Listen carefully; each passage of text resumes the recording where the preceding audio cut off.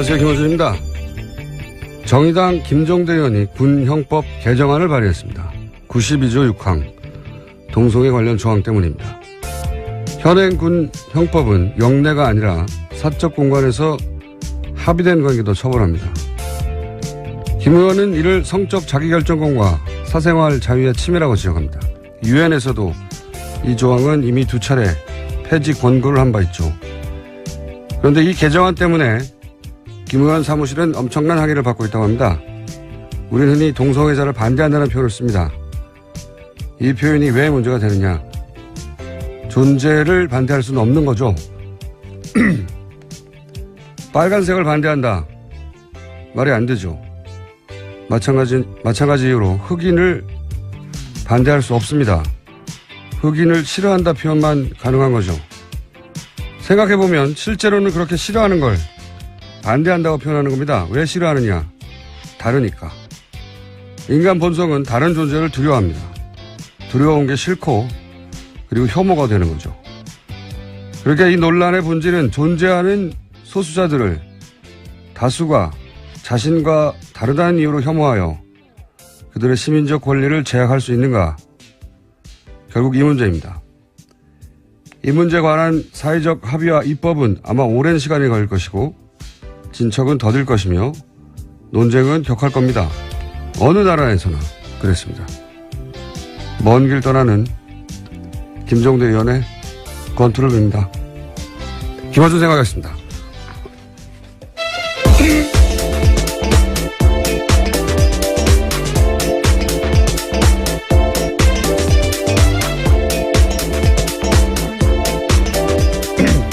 무의식성이네요. 네.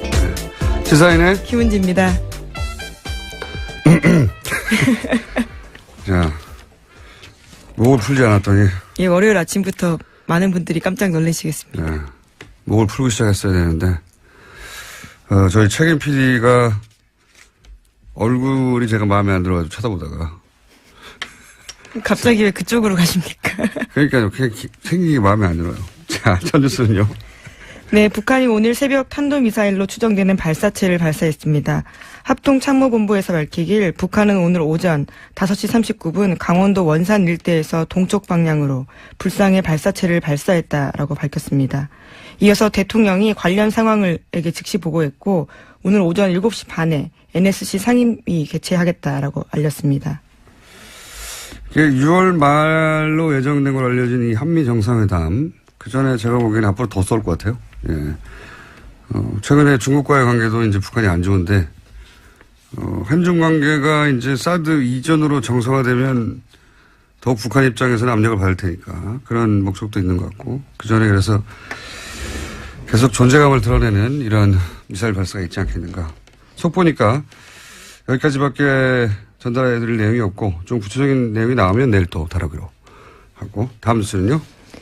네, 황교안 전 총리가 세월호 수사에서 외압을 했다라는 구체적으로 관련된 내용들이 드러났는데요. 한겨레 신문이 오늘 아침에 보도했습니다. 황교안 전 총리가 법무부 장관이던 2014년 세월호 사건 수사 과정에서 해경 1, 2, 3정장에 대한 업무상 과실치사 혐의 적용을 막지 못했다는 이유로 당시 변찬욱 광주지검장을 크게 질책했다라는 건데요. 또 김주현 당시 법무부 검찰국장도 업무상 과실치사 적용을 놓고 광주지검 수사팀을 지휘하던 조은석 대검찰청 형사부장과 여러 차례 언성을 높이면서 충돌했다라는 겁니다. 이 뉴스는 이제 몇 차례 저희도 전달해 드렸는데 이번에 이제 구체적인 이름, 직책들이 이제 등장을 하네요. 예, 네. 특정되기 시작한 겁니다.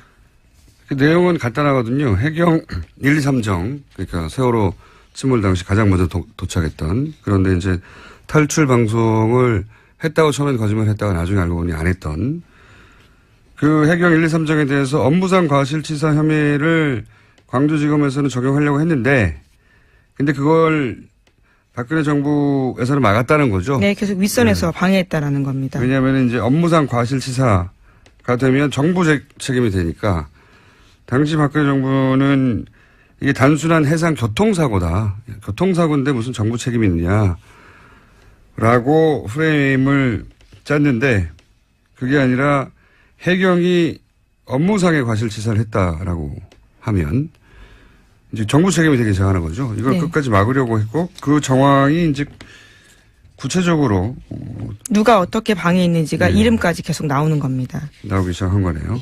이게 몇 번 다뤄졌었어요. 그러니까 특검 때는 여기까지 가지를 못했고 당시 포커스가 이제 대통령과 이재용 부회장의 뇌물죄였기 때문에 용량이 거기 총 집중됐었고 이게 이제 특수본 그 이후 이어받은 특수본 때도 이 문제를 들여다본다고 했지만 실제로 황교안 총리나 수사를 안 했죠. 네, 핵심 당사자 부르지 않고 수사 마무리했습니다. 네. 그럴 수밖에 없었을 것 같아요. 왜냐하면 당시 대행 체제였으니까요. 대행 체제였고 네. 여권 넘버원의 주자, 잠재적인 주자로 여겨졌었고 부담이 됐었겠죠. 여하간 특수본에서도 특검에서도 이 부분은 제대로 수사를 안 했는데 이 사안을 오래 추적했던 한겨레에서 이제 일종의 뭐랄까요 추가 특종이 나오는 거죠. 네, 그래서 검찰청법 위반일 수 있다라는 지적을 하고 있습니다.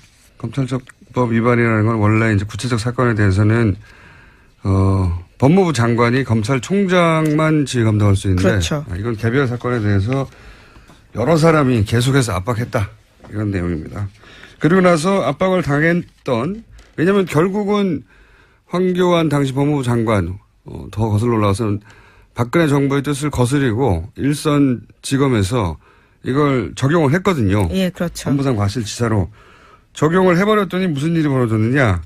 사람들이 좌천되지 않았나요? 네, 인사보복을 당했습니다. 인사보복 당했다는 이야기는 과거에도 전해드린 적이 있는데 더 구체적으로 그 외의 사람들도 어떻게 됐는지가 이번 보도에 나와 있는데 변찬우 광주지검장이 좌천됐다라는 이야기는 과거에도 전해드렸는데 이분은 아예 검사 옷을 벗었죠. 예, 그렇습니다. 뿐만 아니라 당시 그 해에 옷을 벗었어요. 예. 그 다음 해입니다. 다음인가요? 예. 2015년에요. 잘못했군요, 제가. 그 다음입니다. 그리고요. 예, 뿐만 아니라 이두식 광주지검 차장도 서울고검으로 밀려났다가 검찰을 떠났다라고 하고요. 떠났고. 예. 조은석 형사부장도 결국은 좌천됐다라고 합니다. 그리고 뭐 전보됐다가 어디로 밀려났다 이런 얘기가 이제 떠돌기만 하다가 구체적 이름과 보직이 이제 나오기 시작한 이 사안은 다시 수사해야 되겠네요. 네. 알겠습니다. 다음 뉴스는요. 네, 박근혜 전 대통령이 탄핵안 가결로 직무정지된 상태에서도 청와대가 특수활동비를 올해에만 35억 원 썼다라는 보도가 나왔습니다. 계속 뉴스가 나오는데. 네.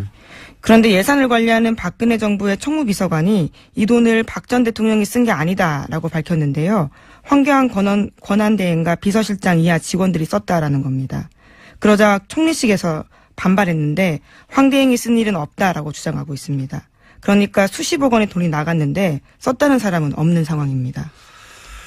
그게 이제 또 다른 갈래의 뉴스는 뭐 청와대에 일하는 직원들에게 일종의 보너스 형식으로 덤을 얹어줬다는 얘기도 나오고 있는데 무슨 생각이 드냐면 일단 총리실에 썼다 아니다 이런 뉴스가 있는 걸로 보아 특수활동비는 실제로 뭐 관련 서류를 제대로 다 남기질 않으니까요. 영수증 없이 쓸 수 있는 돈이죠. 네. 근데 이제 이 돈을 누가 썼다고 해야 할까? 그래야 탈이 안 날까?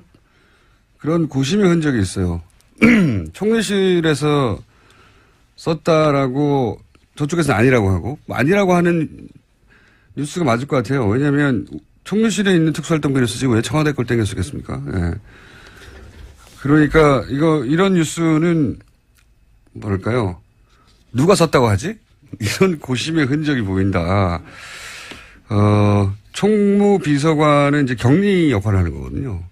살림을 사는 거죠. 자기가 직접 집행을 하는 건 아니에요. 그러니까 이걸 집행한 쪽은 누구냐. 제가 알기로는 이 돈은 민정이 장악한다고 저는 알고 있는데 다 쓴다는 게 아니라 그래서 민정 쪽에서 조사를 제대로 해야 되지 않을까. 그리고 이제 당시 분위기를 다시 되돌려 생각해 보면 현재 판결을 본인들이 이기고 대통령 복귀할 거라고 믿어 의심치 않았던 게 청와대 내부 분위기라고 뉴스가 많이 나왔잖아요. 저희도 그런 징후들을 얘기했었고. 그러면 그때로 돌아가서 그때 기준으로 가장 긴급한 게 뭐냐. 그때 기준으로 가장 긴급하고 중대한 거는 헌재 판결을 이기기 위한 모든 활동이란 말이죠. 특수활동비가 예를 들어서 소위 태극기 집회나 가짜뉴스 이런 활동과 어차피 아무도 모르게 집행할 수 있는 자금인데 이런 활동과 관련된 것에 단 한 푼도 쓰이지 않았을까? 어차피 이길 헌재 판결인데, 당시 청와대 내부 분위기로는. 그런 가능성을 배제할 수 있나? 예. 저는 개인적으로 그런 의구심이 드는데, 과연 문재인 정부가 문서도 남지 않은 자금을, 그런 조사를 지금 이 시점에 박하게 할 수 있을까? 뭐, 그런 생각도 동시에 듭니다. 여간 찜찜한 뉴스로 남지 않겠는가? 네. 네, 하루 5천만 원씩 썼다는 뜻이거든요. 정말 많이 쓴 겁니다. 70일 동안 35억이거든요. 하루도 안 빠지고 5천만 원. 예. 토요일 직원들 수당을 줬다고 하더라도 35억으로는 굉장히 많은 돈이어서요. 의문이 남는 건 사실입니다. 이렇게 해명될 일은 아닌 것 같은데 과연 제대로 조사할 만한 자료가 있을까? 그리고 그 조사를 박하게 계속 할 수 있을까? 민정. 우병우 전 민정수석도 조사 대상이 될 수 있는 건데 이 사안 관련해서. 할 수 있을지는 모르겠습니다. 다음 뉴스는요? 네, 박근혜 전 대통령 지난 25일에 2차 공판이 있었습니다. 거기서 박 전 대통령 쪽은 검찰이 법원에 제출한 수사 기록 대부분을 증거로 사용하는 데 반대한다라고 밝혔습니다. 참고인 조사받은 수백 명을 일일이 법정에 불러서 신문해달라는 요구를 해서 재판부에서 시간 낭비다라는 난색을 표하게 만들었습니다. 증인도 참고인도 이제 이게 계속 이런 뉴스가 나오는데 지연시키는 이유는 지난 시간에 유능한 변호인단의 변호를 받고 있는 삼성 이재용 회장 재판이 먼저 진행돼서 거기서 이재용 부회장이 무죄를 받거나 아니면 뭐 상당한 혐의를 벗거나 그렇게 자객식의 재판이 유리하게 작용될 때까지 시간을 끄는 거 아니냐 이런 생각을 제가 전해드렸는데 한 가지 더 생각해 보자면 예전에 탄핵 심판 때 생각해 보면 전략이 아주 극단적이었어요. 그렇잖아요? 되돌아보면 재판부의 반응 뭐 여론 따위 전혀 고려하지 않는 본인들의 목적에 딱 꽂혀서 나머지는 전혀 법정에서 이것이 도대체 어떻게 받아들여질 건지 이런 생각을 하지 않고 전략을 구사했단 말이죠. 그때 그 전략을 유영하 변호사가 주도한 게 아니냐. 그래서 헌재 판결이 불리하게 나는데 지대한 공헌을 한 거 아니냐 이런 얘기 했었는데 똑같은 사람이 여전히 계속해서 유일하게 만나고 있어요. 그래서 한번 생각해 봅시다. 만나면 뭐라고 할까? 만나면 그런 얘기 할 것 같아요. 가장 빨리 나가는 법을 찾자. 네. 그렇지 않겠습니까? 예. 예, 구속 만기가 6개월이라 뭐 이런 그렇죠. 의미인가요? 예. 예, 제가 보기에는 재판을 구속 만기까지 계속 지연시켜서 구속 만기 이후 풀려난 상태로 재판을 받자. 이런 전략이 아니겠는가. 예, 쉽지 않아 보입니다. 대통령 적용 혐의가 18가지거든요. 다르게 또 영장을 칠 수도 있을 거라고 봐서요. 이제 구속영장이 연장되는 거는 정치적으로 부담스러워서 안 할 거라고 생각하고 본인들 생각이 그렇게 할 수 있다는 거죠. 그 목표가 정해졌으니까 가능한 모든 수단을 동원해서 지연시키는 게 아닐까 또. 지난번에도 얼토당토하는데 저희가 보기에는 그랬잖아요. 근데 그랬던 두 분이 또 만났잖아요. 나머지 그건 잘못된 전략이다. 법정에서 불리하다. 말해줄 사람이 없는 것 같으니까 그런 이유도 있지 않겠는가. 그런 전략일 가능성을 배제할 수 없다. 이분들이 해왔던 전력을 보면 이재용 부회장 재판까지 기다리는 것만으로는 법정에서 좀 불리하거든요. 재판부에 불리한 인상, 나쁜 인상을 주는 거거든요. 그렇게 보일 가능성이 큽니다. 예, 의도적으로 지원한다고 보이게 되는데 그거를 개의치 않는 거죠 지금. 그럴 가능성도 있는 것 같습니다. 다음 뉴스는요. 네, 이낙연 국무총리 후보자 국회 인준이 난항 겪고 있습니다. 위장 전입 논란으로 촉발된 야권의 공세가 계속되고 있고 여야 입장차가 좁혀지지 않고 있습니다. 그리고 이제 야당은 문재인 대통령이 나와라. 예, 이거는 문재인 대통령이 해결해야 된다. 네, 입장을 밝히라라고 예. 요구하고 있습니다. 자, 이 문제는 저희가 간만에 오자 토론을 마련했습니다. 네. 딱 적합한 사안인 것 같아서 오자 토론을 통해서 한번 각 당의 입장 그리고 민주당 입장을 오자 토론에 나온 당사자 의원들로부터 들어보도록 하겠습니다. 자, 다음 뉴스는요.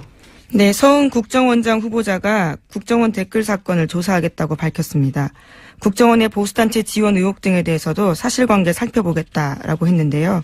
국정원 내 최순실, 우병우 라인이 있었다라는 의혹에 대해서도 취임하면 사실관계 살펴보겠다고 밝혔습니다. 뭐 당연히 해야 할 일이죠. 예. 국정원 내에도 우병우 라인이 있다고 하는 뉴스는 탄핵 기간이 많이 나왔었죠. 근데 그분이 그때 그 이후로 어떻게 됐는지는 뉴스가 전혀 없는데. 그리고 국정원의 보수단체 지원은 당사자들의 자백에 가까운 뉴스도 있었고요. 예. 댓글 사건도 윤석열 검사가 컴백한 이상 이 사건도 역시 다시 다뤄주겠죠. 네. 알겠습니다. 다음 뉴스는요. 네, 녹조에서 나오는 독성 물질인 마이크로시스틴이 4대강 바닥에 쌓인 펄에서도 검출됐다라는 JTBC 보도가 있었습니다. 겨울철에 수거한 펄에서 나온 건데요. 녹조가 심해지는 여름에는 수치가 더 높아질 것으로 보인다는 겁니다. 환경연합에서 낙동강 6곳 등의 펄을 채취해서 일본 대학 연구팀에 맡겨 조사한 결과입니다. 특히 강에서 펄이 거의 형성되지 않은 점을 고려하면 4대강은 이미 물이 고여있는 호수라고 봐야 한다라는 지적도 나오고 있습니다. 그렇군요. 호수. 예. 일본 대학팀에 맡겼더니 겨울에 수거한 건데 수치가 이미 WTO 기준까지 육박했고 이게 만약에 여름에 수거한 펄을 조사하면 훨씬 수치가 높을 것이다. 네. 그래서 강에서는 펄이 형성되지 않는데 강에는 펄이 없죠 원래. 강에는 펄이 없어야 되는 거죠. 계속 흐르는 물인데 뻘이 형성되지 않아야 될 것으로 형성됐다는 점에서 보면 4대강은 호수라고 봐야 한다. 예, 일본 대학 연구팀의 결과입니다. 이 4대강은 근데 자연 환경을 훼손한 문제이기도 하지만 이게 단순히 이명박 대통령 혹은 청와대의 의지만으로 이루어질 수가 없어요. 업계에서도 학계에서도 정치권뿐만 아니라 그리고 공무원 사회에서도 여기 연루되어 있는 최소한 적극적으로 호응하지 않더라도 본인의 위치에서 눈 감아주거나 소극적으로 협조한 사람이 엄청나게 많기 때문에 저는 오래 걸리라고 봅니다. 이 진상을 밝히는 게 굉장히. 근데 이제 해야 하는 일이죠.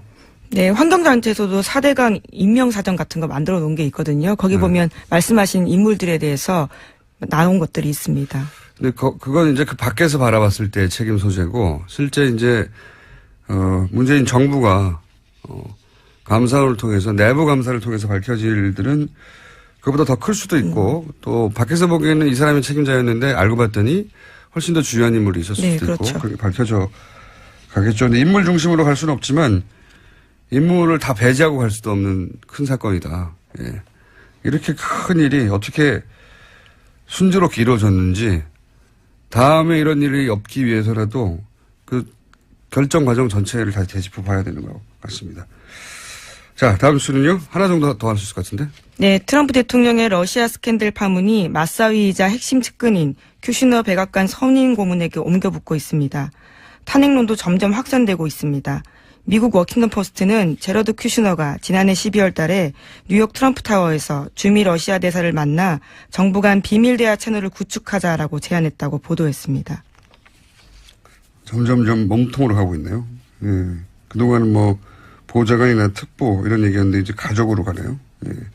미국 정보 당국이 가장 위험한 인물이라고 거론하거나 보도되는 게 이 주미 러시아 대사거든요. 근데 이 사람하고 따로 비밀 채널을 만들자라고 사위가 했다는 게 여기까지 갔네요, 이미. 예. 그러면 이제 그 다음 단계는 이게 사위 혼자 할 수 있는 일이냐. 트럼프 대통령이 허락한 거 아니냐. 여기까지 가면 탄핵 사안이 될 수도 있는데.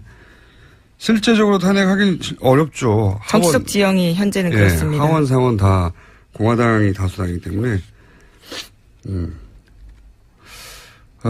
어쨌든 탄핵 국면에 들어가면 TBS 연락 부탁드립니다.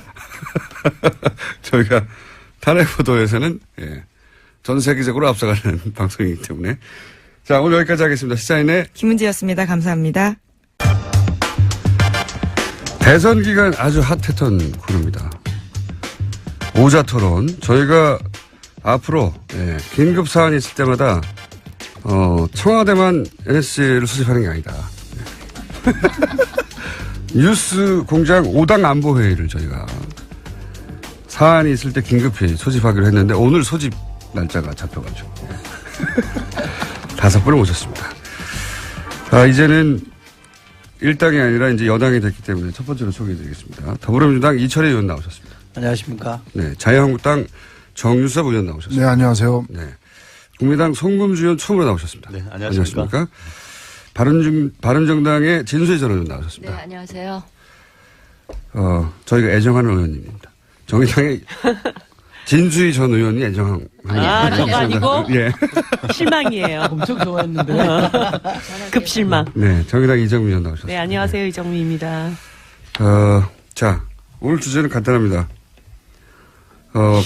이철희 의원 방어, 나머지 공격.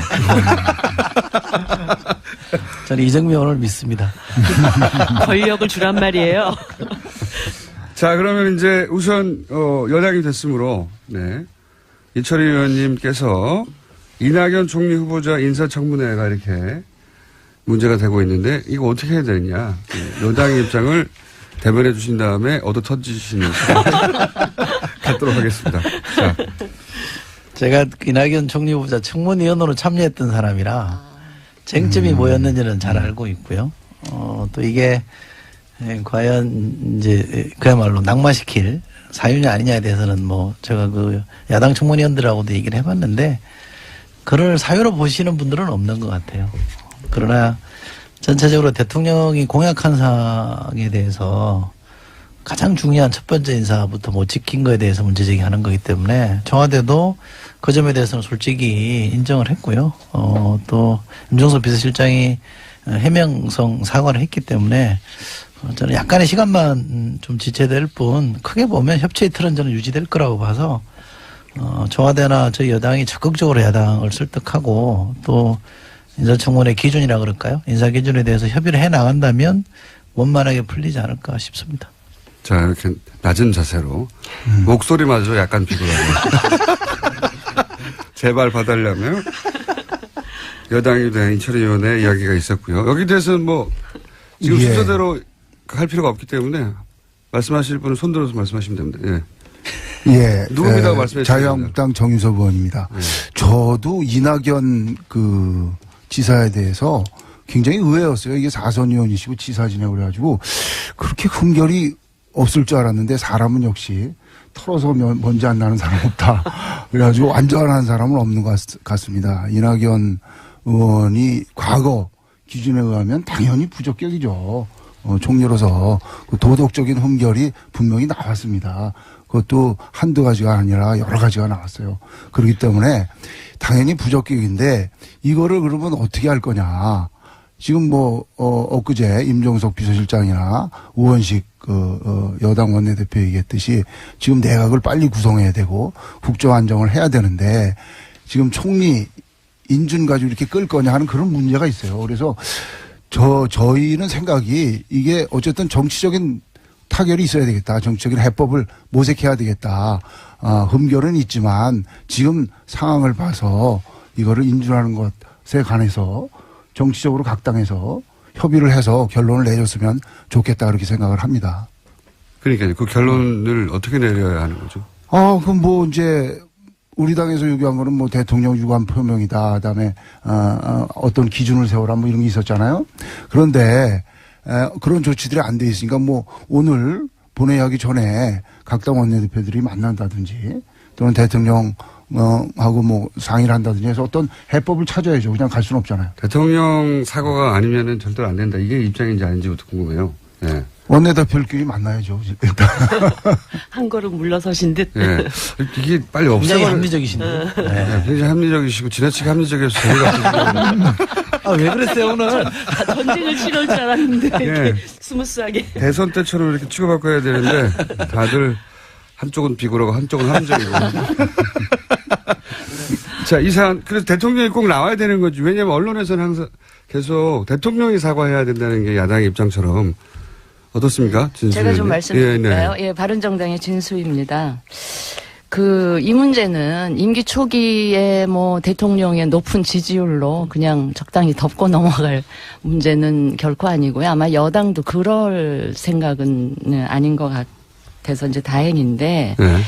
이게 그냥 좋은 게 좋다고 덮고 갈 문제가 아닌 것이 이 인사청문이 이번 한 번으로 끝나는 일이면 뭐 그럴 수도 있겠어요. 그런데 앞으로 임기 5년 동안 수없이 많은 인사청문을 할 텐데 그때마다 이 기준을 명확하게 구체적인 기준을 설정을 안 하고 가면 그때마다 이런 문제가 나타날 것이기 때문에 보는 국민들은 굉장히 짜증나고요.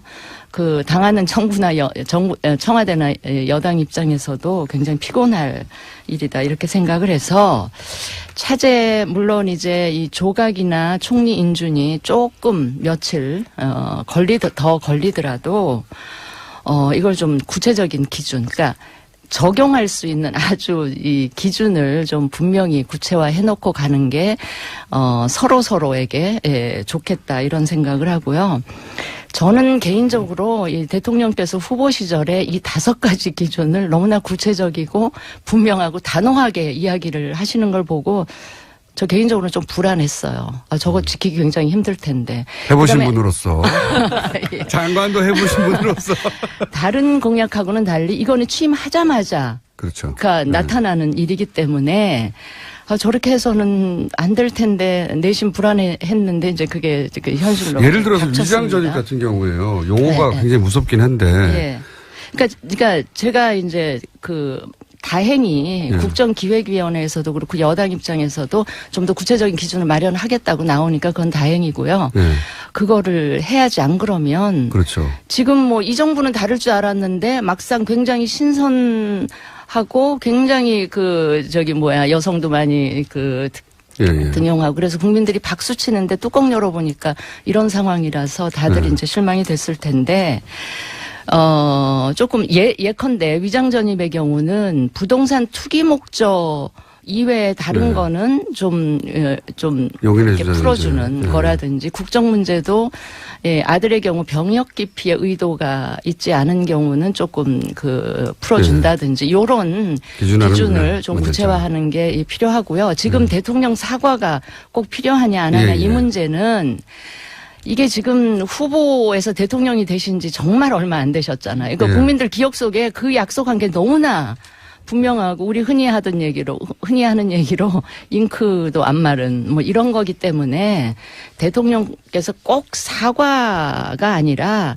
조금 당신이 직접 인선도 나와서 발표하신 것처럼 한 번은 나오셔가지고 입장 이야기하시고 이렇게 하겠다라는 이야기를 해주시는 게 좋겠고요. 야당이 이렇게 지금 이야기를 하는 거를 여당 입장에서 그냥 반대를 위한 반대, 뭐 발목 잡고 흠집낸다 이렇게 하실 일은 아니고 정말 여당이랑 협치를 위한 시작, 출발점으로서 이걸 좀 분명히 해놓고 가자 이런 취지로 문제 제기한다는 걸 좀 이해하시고 좀 그렇게 잘 풀어나갔으면 좋겠어요. 네. 방금 내는 이철이 의원이 고개를 푹 숙이고 제 말이 뭐 구구절절 맞으니까 그렇죠? 진수 의원 잘하시네요. 굉장히 잘하세요. 네. 굉장히 잘하셔서 저희가 다른 멤버들은 계속 바뀌는데 진수 의원님이 계속 나오시고요. 러블리진. 예. 아니, 바른정당에 사람들이 좀 없어서 그렇습니다. 정유섭 의원님은 하는 거 봐서 계속 나올 거예요. 근데 이건 또 있긴 있지 않습니까? 초반에 말씀하신 대로 대통령의 인선이니 대통령이 초반에 나와서 설명해야 된다는 요구도 일리 있지만 한편으로는 대통령까지 굳이 나오지 않아도 되는 사안인데 정권 초반인데 이렇게 기선을 좀 제압하려는 대통령이 워낙 잘 나가니까 요새 인기가 그런 목적도 야당에는 마음 한구석에 있지 않습니까? 근데요, 이게 너무 또 잘 나가다 보면 높은 지지율에 취해가지고. 부담. 이게 최근에 왜. 그 일부러 좀 떨어뜨려 주시려고? 아니. 약간 그게 취하다 보면 이렇게 법이나 정해져 있는 룰도 자꾸 뛰어도 된다라는 유혹에 착각을 할까봐 빠지고 그렇게 되면 실수가 나올 수도 있고 최근에 왜 검찰 서울중앙지검장 임명하는 네네. 과정에도 약간 문제 제기가 있었잖아요. 그런 식 4대강 정책감사 지시하는 것도 이 프로토콜에서 좀 어긋나는 이런 문제들이 발생할 높아서. 수가 있기 때문에 네. 제가 정신 차리라고. 유시민 전 장관이 방송에서 조금 이렇게 미리 워닝이라고 보기엔 그런데 충고를 좀 하셨던데 그거랑 같은 맥락에서 제가 드리는 말씀입니다. 그러면 여당으로 가셔야 될 분인 것 같은데요. 너무 높아서 실수할까봐 이 우려에 대해서 감동적이지 네, 않습니까? 너무 지나치게 감동적인데 이철희 의원님은 이 우려에 대해서 어떻게 생각하십니까? 고맙죠. 이 코너는 다음 시간에 폐지될 것 같습니다. 대통령이 꼭 나와야 된다에 대해서는 어떻게 생각하세요? 저는 민주주의가 발전하는 과정이라고 봅니다. 지난 정부에서 논란이 벌어졌던 것에 비하면 이 정부에서 벌어지는 논란은 훨씬 진전된 거라고 저는 생각하기 때문에 이것 자체를 이렇게 나쁘게 바라보지는 않고요. 또 야당이 전부는 아닙니다만 야당의 일부가 뭐 기싸움 차원에서 대통령에게 사과를 요구하는 측면도 있겠죠. 뭐 그거 가지고 그러나 시비 걸 생각은 없고요. 인사권자인 대통령이 주권자인 국민에게 이만저만한 사정에 대해서 충분히 설명하고 해명하는 건 좀 필요하다고 봅니다. 그래서 대통령이 나와서 설명하는 것도 필요하다. 근데 저는 비서실장이 한 것도 사실은 대통령의 워딩이고 언급인데 그것조차도 좀 부족하다고 하니 저희가 협치 차원에서 국회 존중 차원에서 또 야당과 계속 협력해서 간다는 차원에서 대통령이 설명하는 것도 전 나쁘지 않다고 봅니다. 개인 의견이면 토를 달아서. 감비구로 하죠. 예. 그래서 청와대에 못 들어간 거예요. 아니 그런데 이제 제가 이번 과정을 보면서 많은 분들이 인사청문회 원칙과 기준을 좀 더 세분화해야 된다 이런 얘기들을 많이 하시잖아요. 그런데 문재인 대통령께서 후보 시절에 얘기했던 인사 5원칙이라고 하는 것은 지난 시절에 고위공직자들이 진짜 누구든 이런 문제를 피해갈 수 없었고 또 근데 다 그러니까 그냥 또 덮고 가고 그러면서 이런 관행이 계속 반복되어 왔던 것에 대해서 이제 한 번은 끊고 가자라고 하는 의지가 있었던 것이고. 정의당입니다. 예, 그래서 아까 이제 뭐 부동산 투기 목적 얘기하셨지만 교육 목적으로의 위장 전입들도 또 있는 것이거든요. 그래서 뭐 여러 가지 그 대원칙에 대한 그 세부적인 기준을 마련한다라고 하는 것에 대해서는 동의를 하지만 이것이 야 해보니까 진짜 다 어쩔 수 없더라 이러면서 이 원칙 자체가 흔들리면서 국민들이 어떤 특권과 불공정에 대한 강력한 그 혁신을 바라는 이런 마음에 다시 좀 상처를 주는 방식은 아니었으면 좋겠다. 그래서 하자가 있었던 부분은 진짜 하자가 있다. 그런데 이번 과정에서 사실 국무총리라고 하는 것이 굉장히 이번 인사의 상징적인 위치에 있었기 때문에 그분에게 이런 흠결이 드러났던 것에 대해서는 이 정부에 굉장히 큰 뭐 이렇게 기스가 났다고 해야 되나 이런 과정일 수는 있는데 기스요. 네. 근데 저렴한 표현은 뭐라고 표현을 아무튼 흠집이라고 해주시죠. 흠집. 근데 이제 전반적인 국정 운영을 해가는 과정에서 이번 인사가 낙마되는 과정까지 가게 된다면 이 정부의 첫 출발에 굉장히 큰 어려움을 겪게 되기 때문에 이번 문제에 대해서는 좀 겸허히 반성하고 수행해달라 이런 요구를 하고 또 야당들은 이 문제를 계기로 해서 앞으로의 인사 과정에서는 좀 철저하게 더 청와대 자체의 검증이 필요하다 이런 경고를 주고 이렇게 수습돼 가는 게 맞지 않을까. 그런 정의당에서는 대통령 사과 혹은 대통령이 직접 해명이 필요하다 안 필요하다? 저는 사실은 대통령께서 직접 나와서 얘기를 하시는 것도 나쁘지 않다고 생각을 했어요. 근데 그것이 이제 하나의 반드시 통과돼야 될 관문이다. 이렇게까지 보는 것에 대해서는 뭐 저희들이 그것이 꼭 필요하다 이런 입장을 한 번도 낸 적이 없기 때문에 다만 이번 인사청문 과정에서 특히 총리 인선 과정에서 이런 하자가 발생했던 것에 대해서는 청와대 차원에서 이제 정확한 입장 표명이 필요한데 사실 이제 대변인께서 나오셔서 원칙과 현실 사이에 기계적 결합이라고 하는 대변인이 아니라 비서실장입니다. 비서실장 죄송해요. 이 기계적 결합이라는 것이 참 어렵더라. 그래서 결국 우리가 그런 원칙을 세웠지만 현실에서는 그게 다 적용되지는 않는다라고 하는 뉘앙스로 이 이야기가 좀 전달되는 바람에 그 비서실장의 해명이 좀 부적절했다. 네, 좀 그런 그러면 뉘앙스를 이철희 줬죠. 의원님이 보강해 주셔야죠 그러면. 그 하자가 있다. 또는 뭐 과거 기준으로 보면 이게 낙마할 정도다라는 건 아니죠. 사실 팩트를 제가 인사청문위원을 해보면서 과거의 위장전입 관련해서 쭉 사례들을 뒤집어 보니까 부동산 투기가 아닌 경우에는 대체로 국회에서도 용인했던 정도거든요. 이분은 그 부인이 이낙연 총리 부인이 본인의 학교 문제 때문에 그랬던 거고 또 뭐 결과적으로 보면 이제 효과를 못 봤던 그래서 되돌아온 케이스였거든요. 그래서 이런 정도의 사안은 특별히 무슨 뭐 부동산 투기라거나 다른 사익을 취하려고 했던 게 아니기 때문에 용인할 수 있는 수준이었고요.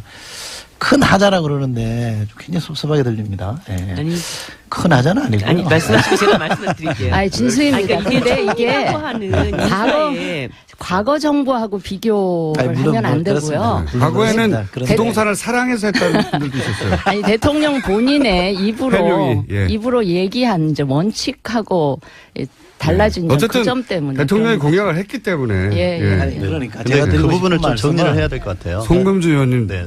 등장하셨습니다. 송금주입니다. 제가 간단하게 정리를 해드리면 예. 지금 이낙연 정리 안 되시면 어떡하려고. 이낙연 총리 지명자의 자질 문제와 관련해서는 사실 여러 가지 흠결 사항이 노출됐지 않습니까?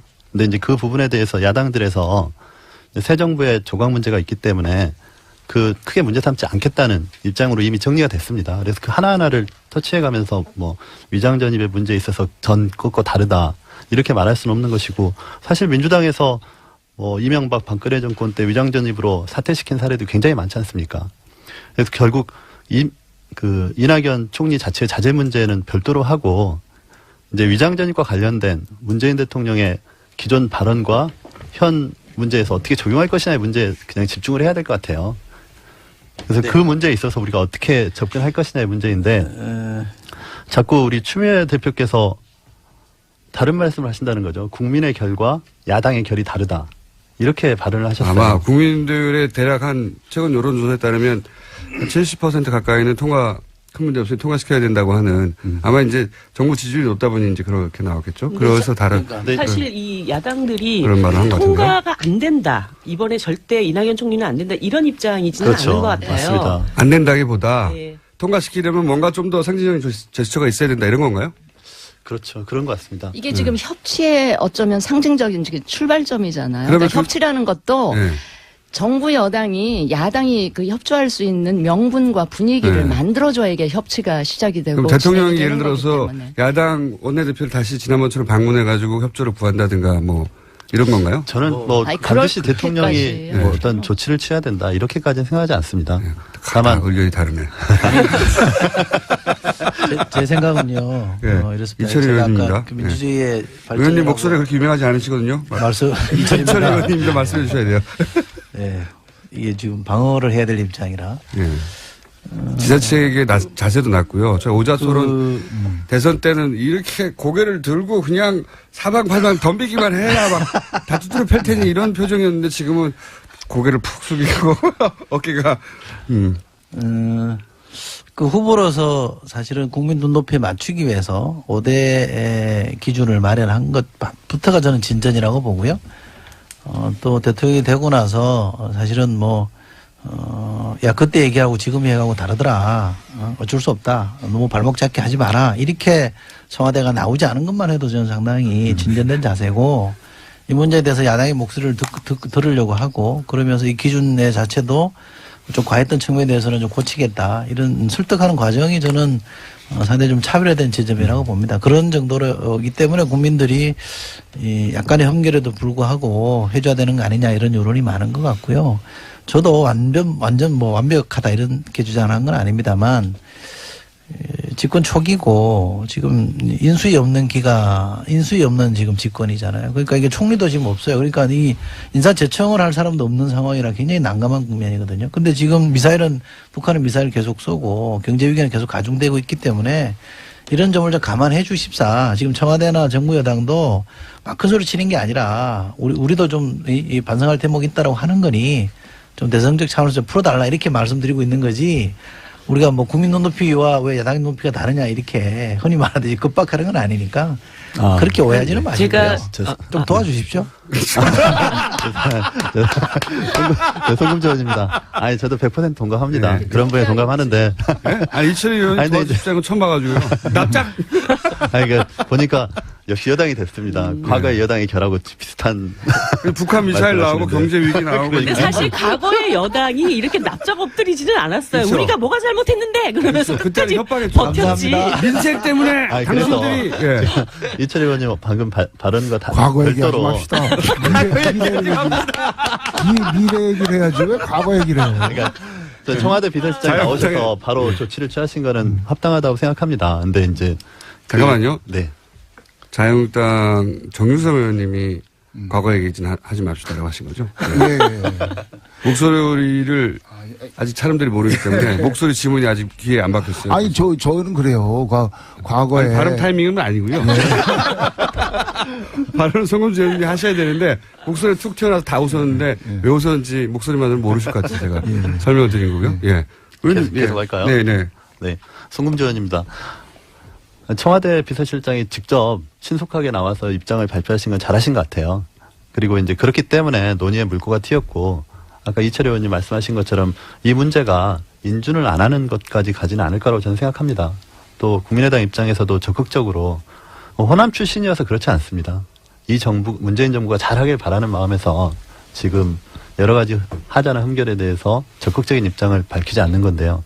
다만 이 공을 갖다가 야당에 던져놓고 야당에서 어떻게 입장을 바꿔달라 이렇게 해서는 안 될 것 같습니다. 우원식 원내대표께서 어제 하신 것처럼 또 청와대에서 적극적으로 개입하는 것처럼 야당들을 설득하는 그리고 좀 명분을 제시해줘야 되지 않을까 이렇게 생각합니다. 예, 진수입니다. 세상에 이런 야당들이 과거에 있었습니까? 이런 야당들을 가진 건 여당 행복하게 생각하셔야 돼요. 제가 볼 때는 행복하십시오, 이번 네. 그 청문 그 인사 과정을 이렇게 보면 좋을 것 같은데 여당은 절대평가 의 기준을 갖고 임하고 야당은 상대평가 의 기준을 갖고 임해서 그 안에서 어떤 공통점이 찾아지지 않을까. 그러니까 여당 입장에서는 대통령께서 하신 말씀에 절대적으로 부응하기 위한 노력을 좀 해나가면서 야당의 입장에서는 그런 과정에서 문제가 발생하면 문제 제기는 하되 어떤 상대평가에서 뭔가 이렇게 초기에 국정을 좀 안정시키는 데 협치를 해나갈 수 있는 그런 노력? 이런 것이 잘 어우러지면 좋겠다 이런 생각이 들었습니다. 저도 이제 말씀드리면 자유한국당에? 예, 정유석 의원입니다. 저희도 이 새 정부 출범하는데 발목 잡고 싶은 생각은 없어요. 있는 거 같으시던데. 없어요. 근데 보면 이 위장전입이 벌써 이낙연 총리 후보 또 김상조 또 강경화 계속 나오잖아요. 그러니까 기준은 분명히 하고 또 문 대통령이 후보 시절에 얘기한 5대 배제원칙을 절대 임명 안 하겠다고 했던 거에 대한 유감 표명은 있어야죠. 그리고 정치적인 타협을 해야지. 이게 계속 나올 겁니다. 그렇지 않으면 이 문제 가지고 계속 후보 하나하나마다 낙마시키는 문제 가지고 싸워야 되니까 유감 표명하실 걸 하시고 정치적으로 타협할 걸 하고 그게 해결책이 아닌가 그렇게 생각을 해요. 다들 이철희 의원님을 바라보는 제가 이번에 그 과정에서 좀 아쉬웠던 게 김상조 교수님 건이었는데 갑자기 이제 이낙연 총리 인사청문 과정에서 김상조도 막 이러면서 이제 좀 업되는 게 있었잖아요. 근데 나중에 보니까 김상조 교수의 내용은 사실 위장전입이라고 얘기하기가 굉장히 좀 우편물 받으려고 주소 이전해놓고 이랬던 과정이더라고요. 그래서 자기 집에 살지만 않으면 다 위장전입이니까요. 그래서 제가 좀 아쉬웠던 게 뭐였냐면 강경화 장관 인사를 미리 위장전입 문제를 미리 이제 공개를 했잖아요. 그럴 때 김상조 교수님도 이렇게 사전에 이거를 파악했을 때 국민들이 위장전입이라고 이렇게 인식하지 않을 수 있는 이런 과정이 있었는데 우리가 봤던 이거는 큰 문제가 아니었습니다를 미리 딱 얘기를 했으면 거기에다가 위장전입이라는 표현을 굳이 쓰면서 근데 그거 말고는 쓸 표현 단어가 없어요. 법적으로는 위장전입이에요. 예. 그래서 그거를 미리 강경화 내정자처럼 공개를 했었으면 좋았지 않았을까 이런 생각이 들더라고요. 미리 이제 청와대에서 판단하지 않고. 김상조 교수의 얘기가 나와서 말인데 그 위장이 될 수가 없잖아요. 왜냐하면 본인은 미국 가 있는데 주소 우편물 받기 위해서 어떤 주소를 해놓은 거는 위장전입이라는 그러니까 위장하려도 위장이 안 되는 사실이기 때문에 이런 거는 좀 구분해 주는 게 맞다는 그러니까 거죠. 차제에 이제 그런 기준들을 조금 구체화하자는 주민법도 그럼 좀 바꿔야 되는 게 아닌가. 만약에 그렇다면 있잖아요. 지금은 전부 다 위장전입인데 착한 위장전이라고 할 수도 없고 어쩔 수 없는 위장전이라고 할 수도 없고. 자, 1부 여기서 마치고 2부 여기서 마치고 3부에 다시 만나겠습니다. 이철희 의원, 정유섭 의원, 송금주 의원, 진수 의원, 이정미 의원 만나고 있습니다. 3부에서 다시 뵙겠습니다. 김호준입니다. 자, 청와대는 NSC가 있고 뉴스공장에는 5당 안보회의가 있습니다. 이철희, 정유섭, 송금주, 진수희, 이정미 의원 5분 나와 계시고요. 5당에서. 이낙연 총리 후보자 인준 문제 가지고 2부에서는 한참 얘기했고 이철희 의원이 한번 봐달라고. 도와달라고 그랬어요. 도와달라고. 한번 봐달라고. 예. 낮은 자세로. 자, 혹시 그 관련해서 더 이상 하실 얘기는 없으신 거죠? 예, 이건 제가 한 말씀만 더 드릴게요. 여당이니까. 아니, 전 야당의 문제 제기도 우리 원내대표도 그런 말씀하셨습니다만 우리가 야당일 때 취했던 태도를 되돌아보게 된다. 그런 말씀을 하셨기 때문에 좀 야당의 태도가 무조건 나쁘다 저는 그렇게 생각하지는 않고요. 다만 인사 전체를 좀 봐주십사. 그러니까 인사 전체 뭐 이낙연 총리 후보자뿐만 아니라 뭐 전체적으로 지금 코드 인사 안 하잖아요. 가장 가까운 분들은 지금 뭐 해외로 나가고 출국할 정도로 코드 인사 안 하고 이른바 수첩 인사 안 하고 넓게 탕평 인사를 하고 있는 것도 좀 봐주십사. 인사 전체를 좀 봐달라는 거. 그 다음에 초반에 문재인 대통령이 펼치고 있는 국정 전반에 대한 것도 좀 평가를 해달라. 거기에 대해서 국민들 기대가 상당히 높다면 큰 틀에서 이 문제를 좀 바라봐 주십사 하는 거를 좀 말씀드리고 싶고, 어쨌든 여야가 협치는 약속했잖아요. 지금 누가 이기고 누가 지긴 했습니다만 후보 시절에 모든 당이 협치하겠다고 약속했기 때문에 그 협치라는 거는 옳고 그름을 따져야 되긴 합니다만, 그래도 역지사지하면서 문제를 풀어야 되는 거기 때문에 협치의 자세를 좀 잃지 않았으면 좋겠다 이런 말씀 드리고 싶습니다. 네. 송금주 의원입니다. 네, 하신 거죠? 네. 좋은 말씀 감사합니다. 좋은 말씀 감사합니다. 근데 저희가 그러나, 협치를 하고 있지 않습니까? 협치를 하기 때문에 드러난 많은 문제점에도 불구하고 총리 인준에 대해서 적극적인 입장인 겁니다. 그리고 전체적인 구도에서 인선을 봐달라는 부분 당연히 저희도 긍정적으로 평가하고 있습니다. 근데 그 부분은 그 부분인 것이고 또 개별 그 지명자에 대해서는 별도로 또 검증은 있어야 되는 것이고 그것이 법이 원하는 인사청문회 제도 그 바른 취지 아니겠습니까? 그런 것이고 이제 문재인 대통령께서 전반적으로 굉장히 잘하고 계십니다. 그렇기 때문에 이렇게 진한 허니문 기간을 갖고 계신 것 아닌가 싶고 다만 저희가 이제 우려하는 부분은 그 문재인 대통령의 그 청와대 들어가서의 어떤 행태적인 부분, 격이 없는 대화, 커피 타임을 갖고 또 보좌관들과의 사이에서 수석비서관 사이에서 대화를 통해서 어떤 국정 운영 방식을 정하는 그런 태도에 대한 부분들이 박근혜 전 대통령과 너무 다르기 때문에 이 진한 허니문 기간에 더더욱 국민들이 또 환호하고 또 지지하는 것 아니겠습니까? 그러나 그 부분과 이제 나타나는 이제 국정 운영 능력에 대한 부분은 별도인 것입니다. 그래서 그런 국정 운영에 대한 그 능력을 어떻게 보여줄 것이냐의 부분은 좀 더 치밀하고 또 조심스럽게 접근해야 되는 것 아닌가. 지금 몇 차례 훈령을 통해서 국민들이 원하는 여러 가지 조치들을 취했지만 그것들이 지금 약간 절차적인 문제도 제기되는 부분들이 있었습니다. 그래서 그 국정 운영에 대한 그 구체적인 실체적인 내용과 관련해서는 대통령께서 좀 더 치밀하고 또 여러 사람들의 의견을 들어보면서 접근하시는 것이 좋지 않나 이런 생각을 합니다. 이제 그렇게 할 겁니다. 네. 아니 지금 그렇게 안 하실까 봐 저희가 우려를 제기하는 아니, 거니까. 그렇게 할 겁니다. 지금 하는 거 보면 알잖아요. 델라무는 떡잎부터 알아본다고. 아니 초반에 하는 거 보면 5년 네. 동안 어떻게 할 건지 보이지 않습니까? 계속 그렇게 할 겁니다. 그럼 계속 훈령으로 하실 건가요? 아니, 법으로 해야죠. 네, 그러니까 협치가 중요합니다. 자유한국당에서 하실 말씀이 있으신 것 같아요, 앞에서. 아니 저는 초심을 잃지 말라고 말씀드리는 거예요. 충고드리는 거고. 초심을 읽기 원하지 않으십니까 혹시? 그렇지 않습니다.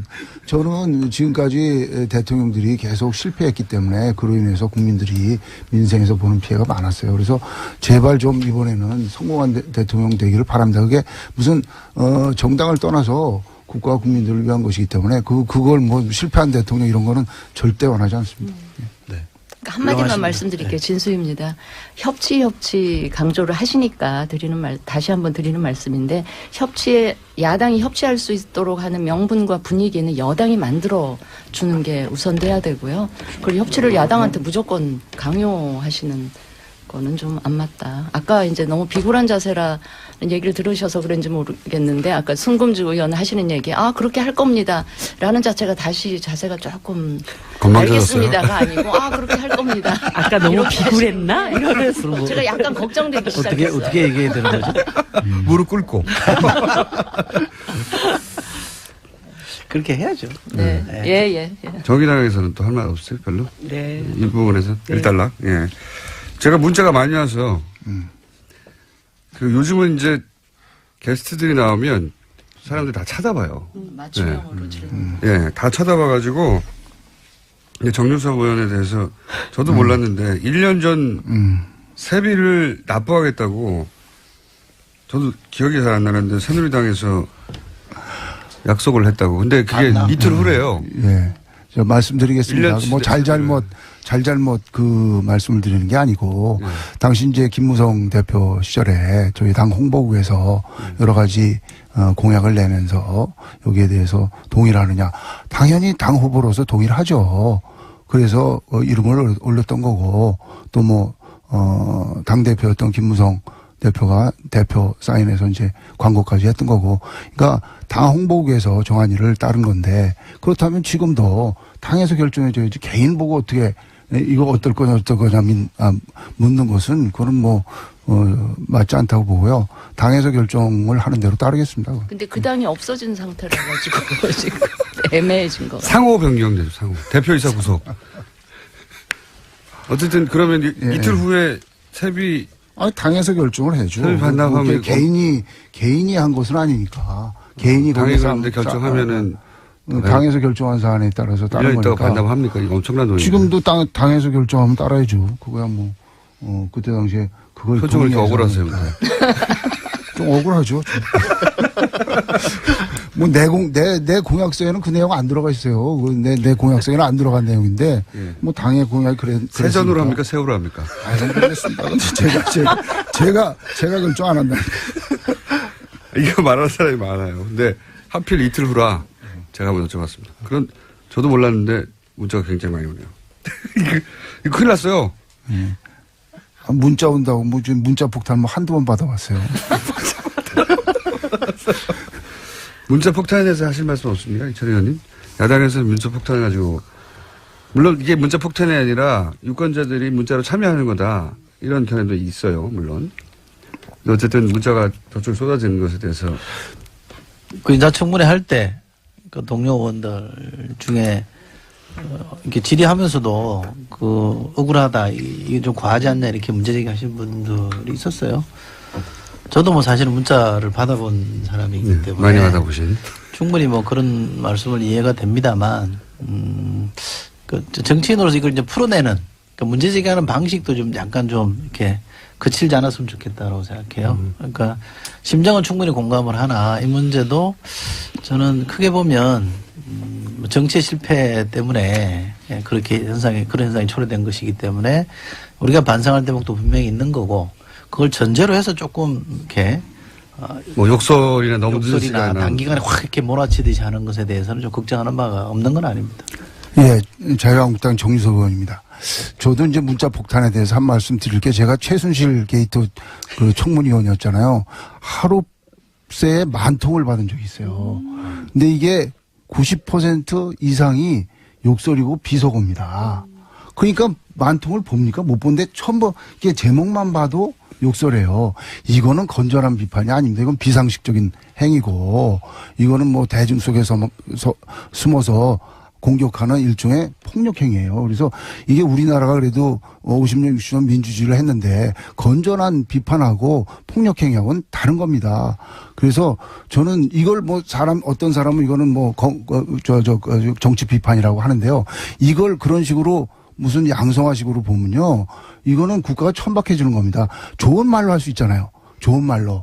욕지거리, 비속어 이렇게 해가지고 하는 거를 건전한 비판이라고 하면 그거는 이런 거는 비판을 하더라도 좋은 말로 해야 된다.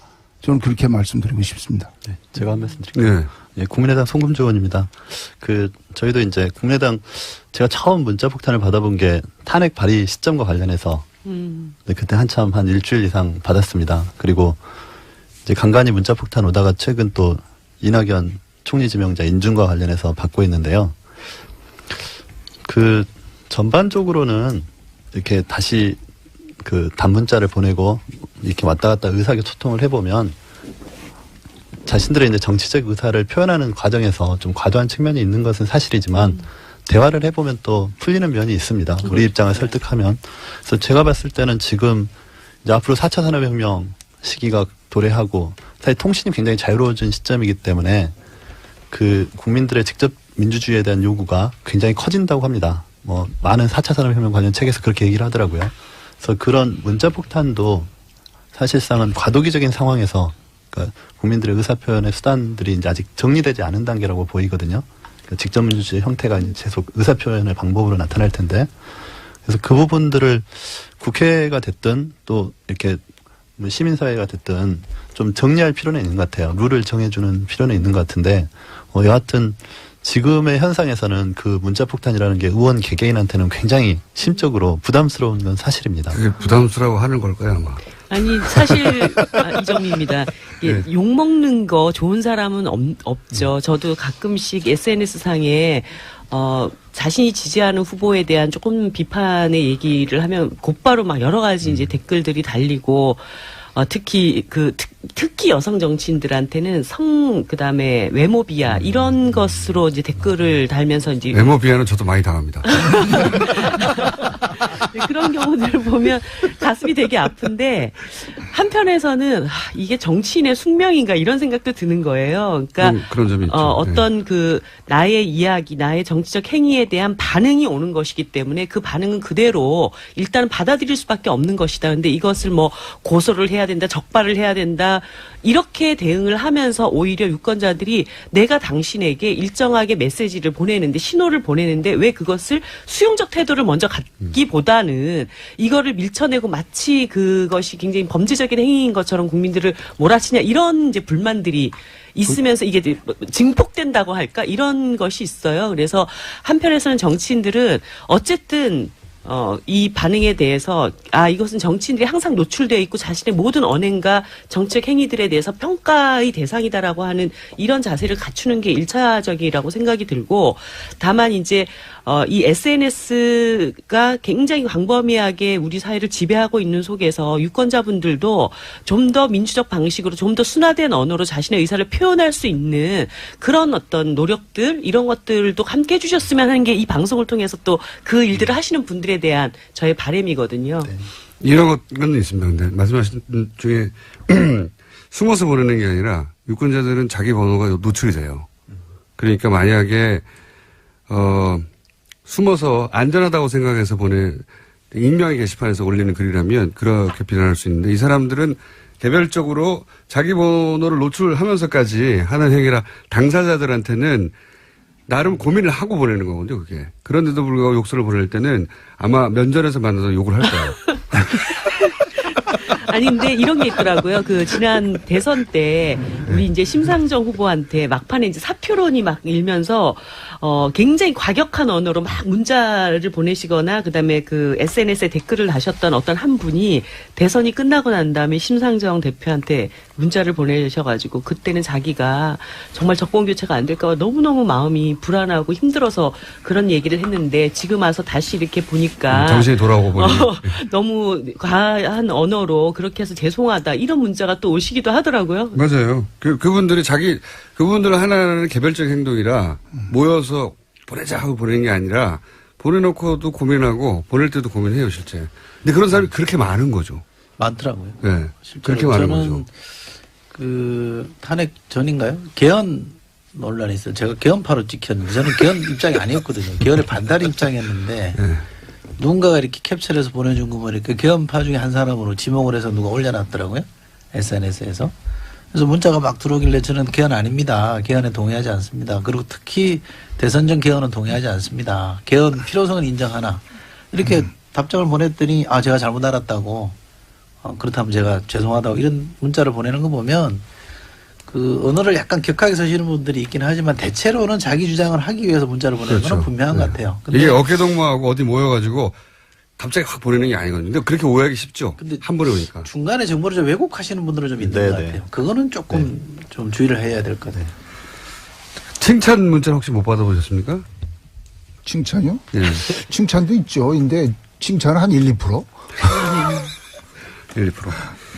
네, 진수입니다. 네. 저는 뭐 현역이 아니라서 그렇게 우려할 만한 문자 폭탄을 받지는 않는데 아까 이정미 의원 얘기하신 거에 저는 전적으로 동감을 해요. 그런데 그게 이렇게 머리로는 이해를 하면서도 마음으로는 상처를 그렇죠. 입거든요. 네. 근데 이제 그런 상처 입음으로 인해서 본인의 평소의 정치 소신이랄까 이 철학이랄까 이런 게 좀 위축되거나 그러지 않았으면 좋겠는데 정치인들도 사람이고 또 네. 유권자들의 표를 늘 의식해야 되기 때문에 아마 영향을 받을 텐데 아까 정유섭 의원 얘기처럼 그게 인신공격이나 무차별 언어폭력의 수준까지 가면 이제 국격의 문제와도 관련이 되니까 보내기 전에 한 번쯤은 생각하고 보내시는 게 좋겠다. 이런 모범 답안을 말씀을 드립니다. 예.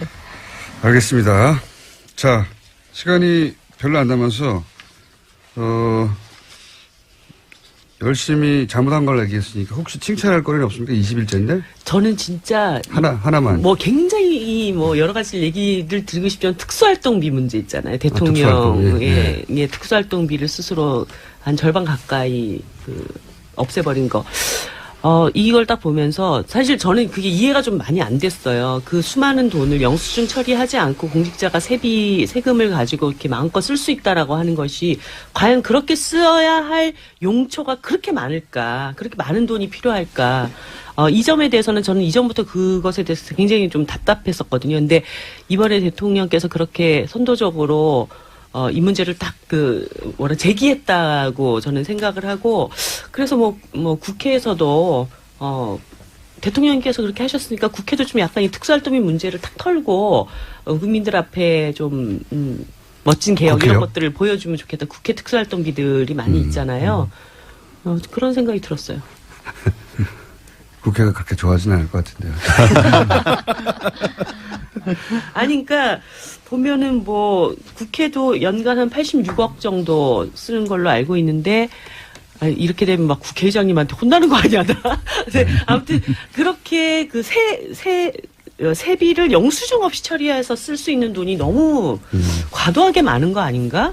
특히 이제 국가정보원 같은 경우도 이런 특수활동비로 댓글 알바들 조직하고 뭐 이런 데 썼다라고 하는 게 드러나고 있잖아요. 그럴 때 약간 이 국정원이나 이런 쪽도 문제를 해결하려면 국회가 선도적으로 우리도 특수활동비 이제 공개적으로 꼭 써야 될 때는 영수증 처리해서 우리가 쓸 수 있으니까. 국회하고 국정원하고 규모가 어마어마하게 차이가 나는데. 네.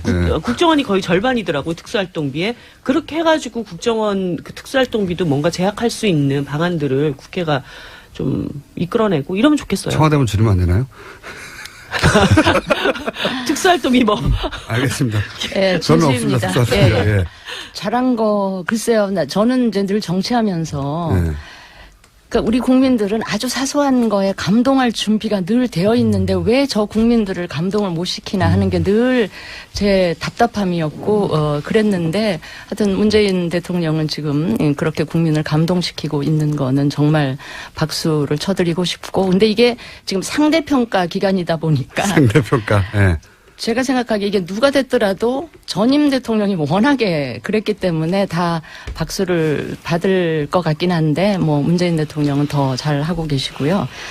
제가 이제 좀 인상 깊었던 거는 뭐 특수활동비 그 부분하고 더해서 검찰의 이제 파격적인 인사, 약간의 이제 룰을 절차를 위반한 거는 있지만 좀 파격적인 인사 를 통해서 앞으로 이 검찰 개혁에 대한 의지 같은 걸 제가 좀 볼 수 있었다 하는 말씀을 드리고 특히 인사하고 관련해서는 여성 인사를 많이 좀 등용하겠다라는 그 의지가 읽히고 있는 것 같아서요. 특히 이제 피우진 보훈처장이라든지 강경화 장관 내정자의 경우도 저한테는 굉장히 신선한 그런 충격이었고요. 앞으로도 계속 그런 기대감을 가지고 바라볼 텐데 제가 이제 그런 특별한 그 관심을 갖는 이유는 이 박근혜 전 대통령으로 인해서 여성 정치인들에 대한 국민 이미지가 굉장히 부정적으로 바뀌어 있을 텐데 좀 이런 여성들이 능력 있고 이런 여성들이 많이 들어가서 그런 부정적인 이미지를 좀 확 좀 바꿔놓았으면 좋겠다라는 생각을 갖고 기대를 갖고 있습니다. 저도 한두 가지만 말씀드릴게요. 한두 가지 이상은 생각 안 나시잖아요. 예, 자유한국당 정의선 의원입니다. 요번 인사 보면서 저도 사실 그 사람을 참 널리 구애쓰고 좀 스토리 있는 사람들을 찾아 쓰고 그런 측면에서 굉장히 인상이 깊었어요. 다만 이제 내각 말고 비서진은 옛날로 돌아가는 것 같아요. 비서진은? 옛날 그 노무현 시대 때 사람들로 다시 쓰는 건데, 다만 이제 제가 이제 한마디 말씀드리고 싶은 것은 과거처럼 이렇게 또 성벽을 쌓거나 끼리끼리 이렇게 하는 걸로 이렇게 가면 또 그게 1, 2년 지나다 보면 또 이렇게 성벽이 쌓이니까 그걸 주의해 주시기 바라고, 그 다음에 아까도 제가 말씀드렸듯이 과거 보지 말고 미래로 가자. 뭐 4대강 감사하자, 뭐 또 하자, 이런 것들이 자꾸 과거를 파내는 거란 말이죠. 예, 미래로 갔으면 좋겠다는 말씀 드리고요. 그 다음에 권위주의 시대로 돌아가면 안 됩니다. 근데 지난번 경총이 비정규직 갖고 반대했더니 뭐 대통령이든 뭐 국가기획위원장이든 경총을 그냥 누르잖아요. 그렇게 하지 말고 불러다가 그런 얘기 들어보자. 너 경총 너희 생각은 뭐냐? 노총만 불러서 듣지 말고 그렇게 권위주의 시대로 들어가지고 반발하는 사람에 대해서는 또 끌어다가 또 설득하는 그런 과정을 해줬으면 좋겠다, 이렇게 그거는 말씀드립니다. 저도 동의합니다. 네. 예. 저 순금주원입니다. 왜 칭찬하신다고 그래놓고 이렇게. 앞에 했잖아. 욕을 하기 위한. 뭐, 저는 이렇게 생각합니다. 우리 문재인 대통령께서 어쨌든 뭐 세부적인 사항이야 다 만족시킬 수 없는 거 아니겠습니까? 그렇더라도 새 정부 들어서 국민들한테 어떤 희망을 주고 또 상처받은 마음을 달래주는 그런 행보를 계속 보여주시고 있다는 것만으로도 거의 합격점 드려야 된다고 생각합니다. 자, 앞으로 그런 행보 외에 실제 전국 운영 능력을 좀 보여주셔가지고 정말 멋진 정치를 해주시길 바랍니다. 참고로 송문주 의원님은 국회를 빛낸 바른 언어상을 수상하셨어요. 아시겠죠? 아, 그래요? 아니, 많이 받았네. 그 4대강 얘기 잠깐만 좀 드리면요. 네, 4대강을, 정의당입니다. 예, 4대강을 이대로 지금 둘 수는 없습니다. 어떤 방식으로든 간에 이걸 복원을 해가지고 하천을 제대로 흐르게 하고 사람들이 물 먹을 때 걱정 안 하고 먹을 수 있도록 하려면 거기에 상당한 또 예산이 다시 추가적으로 들어가야 돼요. 근데 이미 22조나 되는 엄청난 돈을 들여가지고 이 4대강 이렇게 망쳐놨는데 국민들한테 이걸 다시 복원해야 됩니다. 이런 예산이 필요합니다라고. 저하고 시각이 틀리기 때문에. 예, 그런 얘기를 하려면 그 이명박 박근혜 정부의 세 차례 감사를 통해서 수질 악화의 원인이라든가 정부의 이 부당한 개입이 있었다라고 하는 것은 감사원에서 이미 나온 겁니다. 그 전 정권 아래서. 그럴 때 이거를 복원을 하려면 이 예산이 필요한데 그러면 책임을 묻지 않고 또 이 4대강 복원하는데 막대한 예산을 달라 이렇게 설득하기 어려운 거라고 전 봐요. 그렇기 때문에 명확한 진실을 규명해야 그다음 문제도 또 해결할 수 있다. 이것을 마치 예전에 어떤 논리로 정치 보복의 논리다 이렇게 보실 문제는 아니다라고 생각이 제가 들어요. 얘기할 수 있습니까? 네. 이거는 나도 얘기해야 될 거. 제가 한 말씀 드릴게요. 4대강은 저희가 따로 마련할게요. 후설 주제라서. 예. 그 경총 관련해서 이건 뭐 약간의 해명입니다만 그 워딩을 보시면 청와대 워딩을 보시면 무조건 잘못했다는 게 아니라 토론으로 풀면 될 일을 왜 무조건 안 된다고부터 하고 나서냐 이렇게 지적을 한 거기 때문에 힘으로 눌렀다 이렇게 보시면 안 되고요. 지금 문재인 정부는 힘으로 뭘 이렇게 누르고 대통령 권위로 이렇게 짓누르고 하는 거는 거의 없습니다. 그러니까 그런 오해는 좀 푸셨으면 좋겠고 잘한 점을 얘기하라고 그러니까 이걸 할까 말까 고민이 많이 되는데 그래도 했다가 입국가 날지 몰라서 어느 정당이라고 제가 말씀 안 드리겠습니다만 한때 40% 넘는 지지율을 가지고 있던 정당이 지금은 지난주 금요일 날 갤럽 조사 정당이라고 말하신다는 게 그게 너무 더 디스 같아요. 예, 자유한국당입니다. 예, 갤럽 조사 보니까 이제 한 자릿수로 떨어졌는데 되게 이제 비도 많이 맞아 버리면 그칠 게 없잖아요. 그러니까 지지율이 한 자릿수 되면 사실은 막 이렇게 몰아붙일 수 있는데도 자유한국당이 지금 그러지 않는 것에 대해서는 저는 또 이래저래 의원들 자유한국당 의원들 만나보면 굉장히 이제 합리적으로 판단하고 있는 것에 대해서는 저는 좀 잘하고 있다. 갤럽을 안 믿기 때문에. 칭찬하고 있는데 지금.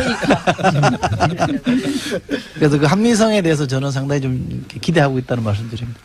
자, 오늘은 이 정도 해야 될 것 같습니다. 왜냐면은 더 가봐야 너무 훈훈하고, 박 터지게 싸우고 머리끄댕이를 잡아야 제가 신나고 싸우는 사이에 화장실도 갔다 오고 하는데, 다들 너무 담담하시고. 하지만 조만간 다시 이제 싸울 날이 오겠죠. 4대강도 있고.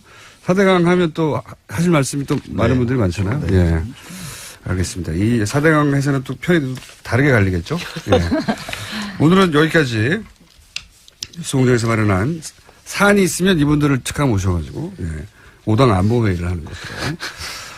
자, 더불어민주당의 이철희, 자유한국당의 정유섭, 국민당의 송금주, 바른정당의 진수희, 정의당의 이정미 의원이었습니다. 감사합니다. 고맙습니다. 오늘 좀 시간을 넉넉하게 잡았습니다. 워낙 대선 기간 혹은 그 전에 짧게 말하다 말고 끝내는 시간으로 유명했는데, 외신을 통해서 세계 정치를 접해보는 시간으로 이제 시작했죠. 사단법인 인문결 연구소 소장이자 르몽드 디플로마티크, 르몽드에서 발간하는 굉장히 격조 높은 우리나라에서도 번역돼서 나오는 르몽드 디플로마티크의 편집위원, 예전엔 편집장이었습니다. 이렇게 길게 소개하는 것도 처음이에요. 시간이 없어서 대충 소개했는데 임상훈 의원님 나오셨습니다. 안녕하십니까? 네, 안녕하십니까? 네. 너무 기신 거 아니에요? 좀 여유가 있다 보니까 네. 길게 설명해 드렸습니다. 네. 르몽드 디플로마티크. 지난번에 르몽드 기자, 네. 르몽드 특파원, 아시아 특파원 왔을 때 통역도 해주셨죠. 네. 네. 그 르몽드 기자를 끝난 다음에 다시 만나가지고 네. 잘 하더냐 물어봤더니 굉장히 전문적인 용어를 잘 이해하고 잘 하시더라. 그러나 어처구니 없는 데서 이상한 불어를 쓰는 것도 같았는데 그거는 그분의 취향인지 유머 감각인지 잘 모르겠다. 그런 일이 있었어요? 네, 그런 얘기를. 네. 하여튼 뭐 불어를 잘한다고 하더라고요. 그걸 진작에 얘기하시지 왜? 시간이 남으니까 하시네요? 네. 자, 오늘은 어떤 주제입니까? 선거 전에 우리가 시작을 했었죠. 촛불 혁명으로 새로운 정치를 만들어낸 우리 국민들이 이제는 시민 정치를 이야기를 해야 될 때가 아닌가 이런 생각이 들고요. 네. 그래서 세계에서도 이미 지지난주였었죠. 그 다중 이야기를 하셨습니다마는 이미 그 시민들의 정치에 참여하는 어떤 그런 그 순도라든가 그러니까 형태가 과거와는 다른 이런 형태로 가고 있고 실제로 많은 나라에서 이전에 보지 못했던 그런 시민 정치 실험들을 하고 있거든요. 이제 그런 관련 이야기를 하나씩 전해드리겠다 얘기를 했었는데 대선 관계상 한 번밖에 못했었죠. 네. 그래서 이제 대선도 끝났고 그 이야기를 해보려고 합니다. 그래서 뭐 최근에 나오는 그런 문자 폭탄 얘기도 나올 것이고, 네. 그다음에 뭐 특정 정치인에 대해서 예전에 이제 비하하는 발언으로 그 지지자를 빠라고 표현했었죠. 네. 그랬죠. 그 표현이 처음 등장한 게 제 기억으로는 노무현 대통령 지지자들을 그랬었죠. 노빠라고 네. 비하하며 공격했던 게 처음이에요. 네네. 그게 대략 이명박 정권 시절에 시작된 표현이기도 한 걸로 제가 기억하는데 그게 이제 뭐 빠를 붙여서 여러 가지 표현을 하다가 최근에는 이제 문재인 대통령이 당선되니까 이제 당연히 문빠라는 표현도 등장하게 됐고. 예. 그런데 그러니까 이게 집단으로 이들이 문자 폭탄을 보내는 것이고 조직적으로 보내는 것이고 뭐 여기까지 와 있어요. 네. 네. 그런데 이 문자 폭탄이라고 하는 것도 사실 아까 뭐 앞서서 이제 정치인분들 말씀하시는 건 제가 밖에서 잠깐 들었는데 이 표현 자체가 잘못된 건 아닌가 이런 생각이 네, 들어요. 저도 뭐 그런 얘기를 뉴스공장에서 이미 했습니다. 문자 폭탄이 아니고 네. 네, 받는 정치인 입장에서 보면 여러 사람이 한꺼번에 보내는 폭탄이지만 보내는 사람은 자기 번호를 노출시키면서 그렇죠. 개별적인 정치적 의사 표현을 하는 거군요. 네. 네. 문자 그 번호가 남겨지는 그런 형태로 이제 보내기 때문에 사전에 보내기 전에 고민을 한다. 아까 그 말씀 하셨잖아요. 그런 경험이 저도 있어요. 그러니까는 댓글을 쓸 때 이 댓글이 내 아이디가 노출이 되는 댓글인데 내가 이 말을 쓰면 어떤 이런 고민을 하고 나한테 돌아불이익은 그렇죠. 없을까. 그런 네. 고민을 하고 댓글을 쓰거든요. 네. 그렇기 때문에 이제 그런 것이 이제 말씀하셨던 게 적절하고 일단 그 폭탄이라는 말 자체가 우리가 이제 부정적 의미죠. 부정적이잖아요. 네. 예를 들어서 뭐 세금 폭탄 이런 말은 쓰지만 네. 월급 폭탄 이런 말은 안 쓰잖아요. 월급 많이 받았다고 월급 폭탄 그런 말 안 쓰고 로또 폭탄 이런 말 안 쓰잖아요. 네. 좋은 데는 쓰이지 않고 어쨌든 부정적인 의미로밖에는 쓰이지 않는데 물폭탄 이런 거. 그러니까는 일단 어떤 설명적 가치보다 언어로서 이 가치적인 그런 판단을 하게 되는 어떤 그런 용어가 되는 프레임으로 거죠. 딱 가두는 거죠. 부정적으로. 국회의원들에게 문자를 많이 보내는 것은 폭탄이다라고. 그렇죠. 그래서 이건 잘못된 겁니다. 이거는 좀 우리가 나눠서 생각을 해야 될 것 같아요. 예를 들어서 국회의원들한테 칭찬하는 문자 폭탄이 갔다. 그것도 싫을까요? 그렇진 않을 거 아니에요. 네. 그러니까 이 욕설이 담긴 어떤 그런 문자, 그 다음에 대량으로 한꺼번에 쏟아져 들어오는 문자, 이거 두 개는 구별해야 됩니다. 그러니까 욕설이 한꺼번에 들어왔다. 그래서 이제 문자 폭탄 이렇게 하는데 욕설은요. 단 하나의 문자가 와도 기분 나빠요. 그건 폭탄이 아니라 친구한테 받아도 그건 기분이 나쁘죠. 그러니까는 욕설을 받았을 때 그건 당연히 좋을 사람이 없고 그거는 하면 안 되는 거고 그건 당연히 이제 부정적인 그거를 뭐 칭찬하는 사람이 어느 세상에 누구도 없죠. 그거는 그러니까는 나쁜 거 그건 제외하고 그 다음에 그 정치인들에게 문자를 보내서 특히 내 개인 번호까지 기록이 남는 그런 문자를 보내서 내 의사를 전달하는 것 그 자체만을 요구를 할 수는 없는 거거든요. 다만 그게 이제 한꺼번에 들어왔다. 그래서 이제 그 불만이다라고 얘기를 하신다면은 저는요 거꾸로 개인적으로 제 얘기를 잠깐 하면 저는 문자 받는 거라든가 아니면 SNS라든가 이런 거 사용하는 거 굉장히 싫어합니다. 그게 날아오는 걸 싫어해요. 근데 뭐 일 때문에 혹은 뭐 인간관계 때문에 어쩔 수 없이 하는 경우가 있지만 선거철만 되면 정치인들이 보내는 그 문자 저는 아주 그냥 죽을 지경이거든요. 그게 문자 폭탄이에요. 네, 그러니까는 그 이야기를 왜 안 하시죠? 그 정치인들 그것도 거꾸로 생각을 하셔야 돼요. 왜 그를 한꺼번에 받기 싫은 그 일반인들한테 문자를 보내시는지. 그리고 선거철만 되면은 밖에서 스피커로 이렇게 스피커 설치한 차량이 돌잖아요. 저는 저한테 굉장히 방해돼요. 일하는데 방해되고 연구하는데 방해되고 뭐 밤에 안 하니까는 뭐 상관이 없습니다만. 그게 유세 폭탄이에요. 그러니까 왜 그런 폭탄은 얘기 안 하시고 본인한테 싫은 것만 얘기를 하시는지. 기본적으로 폭탄이 되려면 동일인이 같은 메시지를 반복적으로 그렇죠.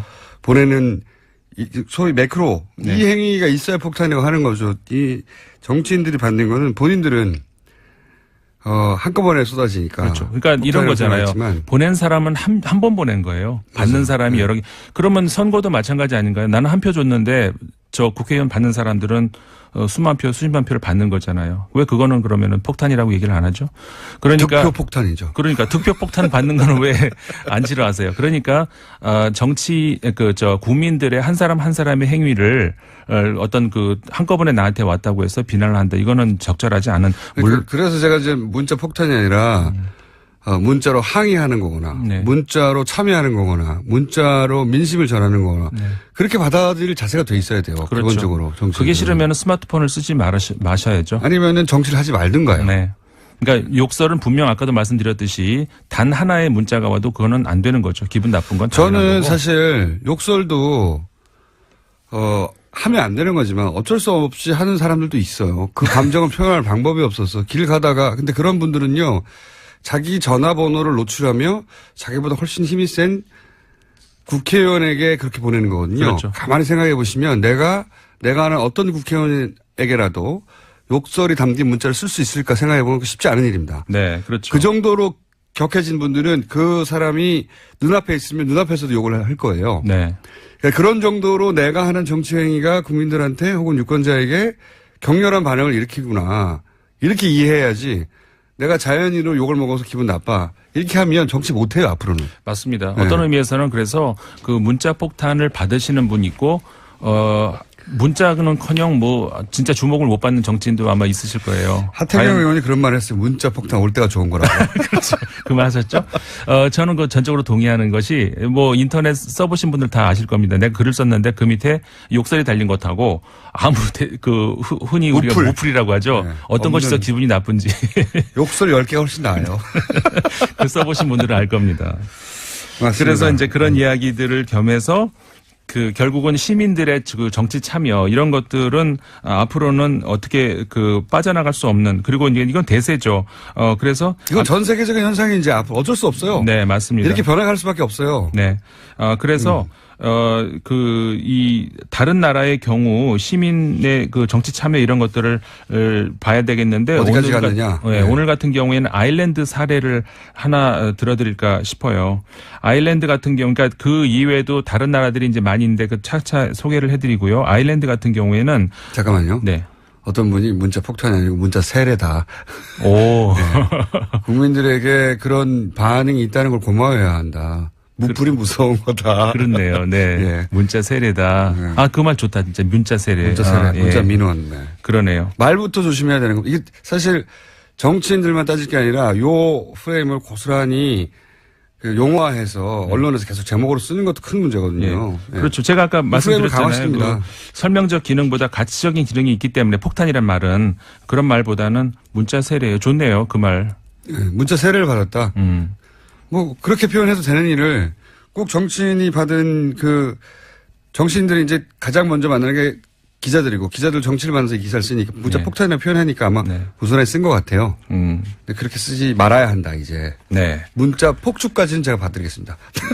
사실 뭐 얘기가 김에 예. 그래서 그 해외 관련해서 사례. 예. 관련해서 다른 말씀 하나만 더 드리면은 그래서 용어의 부적절성 아까 얘기 나와서 얘기한 건데 위장 전입 아까 말씀 많이 하시던데요. 그것도 용어 자체가 저는 잘못된 것 같아요. 법률 용어가 그렇게 정해져 있으니 그 외에는 근데 방법이 없는 거죠. 예. 고쳐야 되는 것이 왜냐하면 위장이라는 말 자체가 그렇잖아요. 주소지 불일치 이런 정도면 괜찮은데 네. 위장이라는 말 자체가 그렇잖아요. 그러니까 사실 내가 내 몸이 거하고 있는 곳과 행정상의 그 어떤 그 주소가 일치하지 않는다는 그거 아닙니까? 근데 네. 현대 삶에서 그걸 일치하기가 어렵다는 건 아마 대부분 성인들이면 다 아실 거예요. 그렇죠. 나이가 한 30만 넘어가도 이게 불일치할 때가 어쩔 수 없이 있긴 있어요. 네. 근데 과거에 공직자에 나오는 사람들은 그 불일치는 대부분 숨기고 부동산 취득의 목적으로 했기 그렇죠. 때문에 위장전입이라는 용어가 적합했는데 이제 점점 그렇지 않은 케이스들의 후보들을 만나면서 용어가 부적절하고라는 생각도 네. 맞습니다. 있습니다. 예. 저 같은 경우도 저는 평생 제 돈으로 집을 사보기는커녕 주식 한 번도 사본 적이 없는 오로지 노동으로만 일해온 노동자인데 저 같은 경우도 가만히 생각해 보니까는 위장 전입이 한두 번이 아니더라고요. 주소가 불일치한 경우. 네. 예. 주로 주소가 그러니까 그럼 저 같은 경우는 어떻게 해야 되나? 저도 뭐 위장 전입이라고 해야 되나요? 그 용어는 위장 전입밖에 없어요. 주소가 불일치하면. 그러니까요. 지금은. 예, 네. 그 용어 자체가 굉장히 좀 그것도 부정적인 어떤 가치 판단을 그 집어넣는 그런 용어이기 때문에 그것도 좀 고쳐야 되는 거 아닌가? 실거주지와 그 주민등록상의 주소지가 불일치할 경우에 뭐라고 부를 것인지 네. 그리고 그게 아니라 실제 범죄적인 경우는 뭐라고 부를 것인지 그렇죠. 이번 기회에 그런 거 만들고 정비하는 것도 필요한 것 같긴 맞습니다. 합니다. 예. 그 용어 자체가 굉장히 중요하죠. 왜냐하면은 제가 알기로는 거의 전 국민, 그러니까 성인이 된 한 40, 50대 이상의 전 국민 중에 한두 번 정도는 가족 내에 네. 이런 경우가 의도치 않더라도 있게 되거든요. 그럼요. 실제로. 저도 생각해 보니까 위장 전입이라고 왜냐면 주소지 신고를 좀 늦게 한다든가 10살 네. 이내 아니면 그러면 위장 전입이에요. 그것도. 그렇죠. 저도 지금 그 주소지가 부모님하고 같이 돼 있는데 그 직장에 제 일하는 연구소하고 이제 방송국하고의 거리 관계상 이 근처에서 가까운 곳에서 우편물을 제가 받고. 있거든요. 네. 그러니까는 그런 경우엔 또 결국 위장 전입이 되는 거잖아요. 또. 그러니까 이런 고민을 한 적은 없죠, 과거에는. 예. 근데 이제 그게 필요하구나 하는 생각을 처음으로 하게 된 네, 겁니다. 정비가 예. 필요하지 않는가 이런 생각이 듭니다. 자, 그렇지만 요걸 가지고 정치적으로 공격하기는 좋죠. 단어가 위장 전입이니까. 그렇죠. 네. 그래서 이제 용어부터 정리를 해야 되는 것 아닌가 이런 생각이 들기는 하고요. 실제 위장 전입, 그러니까 사익을 목적으로 한 그러니까 현행법 위반의 위장 전입도 많이 있을 거예요. 그렇죠. 그건 걸러내야죠, 다. 네, 그렇죠. 예. 당연히 그건 걸러내야 되겠죠. 전입 신고 지연도 있습니다. 어쨌든 전입 신고 지연만 있는 건 아니거든요. 네. 여기는 많은 케이스가 짬뽕되어 있기 때문에 용어 얘기다 보니까 너무 길어져 버렸네요. 주제로 들어갈 수 있을까요, 오늘? 2분 남았습니다. 한번 해보세요. 알겠습니다. 그 2분, 오늘 시간 길었는데도 결국 이렇게 되는데. 잡담을 하면 길어져. 그래서 그 아일랜드 경우를 말씀을 아일랜드? 드리자면은 그 헌법을 고치는 데 있어서 그리고 물론 다른 법도 마찬가지고 시민들이 직접 참여를 합니다. 이런 나라가 아일랜드만 있는 거 아니고 많이 있는데 투표라는 최종 행위뿐만 아니라 그 전에 그렇죠. 그 전에 헌법을 고칠 때도 그렇죠. 그 의원들이 법을 만들어서 그것을 이제 묻는 어떤 그거를 동의를 한다 그런 행위가 아니고 공청회 수준이 아니라 그렇죠. 공청회 수준이 아닌 거죠. 이미 그 전에 그 시민들이 그러니까 총 100명으로 구성이 되는데요. 지금 현재 1년 동안에 작년부터 지금 그 기간 안에 있어요. 한 명이 이제 그 의장이 되고 99명을 그러니까 뽑는 거죠. 일반 국민에서. 네, 무작위예요. 무작위로 뽑아가지고 물론 이제 그 사전에 이게 가능한 사람인가 시간적으로 가능한지 아니면 어떤 병이라든가 참석할 수 있는지 이런 것들을 한 다음에 여기서 이제 우리가 문제가 될 수 있을 거라고 생각하는 게 이거죠. 전문성이 없는 거 아니야? 이런 생각할 수 있잖아요. 근데 이미 이 아일랜드에서 실험을 해봤고 남았습니다. 예, 많은 경우에도 전문성이 문제가 되지 않는다 이런 이야기는 이미 이제 지금 그럼 좋습니다. 이 주제를 다음 주에 다시 다음에 하는데 꼭 예, 다시 말씀을 핵심이 드리겠습니다. 뭐냐면 이겁니다. 문자를 보내는 정도가 아니라 헌법을 만드는데 네. 직접 참여하는 수준까지 가 있다. 그렇죠. 이거를 문자 정도 문자 가지고 갖고 얘기할 때가 아니라 단계가 아니다. 이런 지금. 얘기죠. 예. 여기까지 하겠습니다. 임상훈 의원이었습니다. 감사합니다. 네, 감사합니다. 저는 김어준이었습니다. 내일 뵙겠습니다. 안녕.